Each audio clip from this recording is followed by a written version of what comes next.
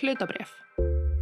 Sá sem á hlutabréf í fyrirtæki á í raun fyrirtækið eða að minnsta kosti lítinn hluta í því.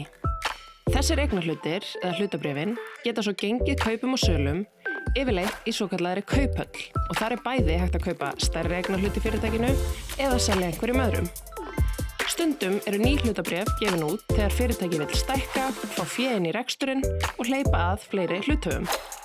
Það getur fylgt því umtalsverð áhætta að kaupa hlutabréf vegna þess að ef fyrirtækinu gengur illa geta bréfin lækkað í verði og ef það verður gjaldþrota getur þú jafnvel tapað öllu.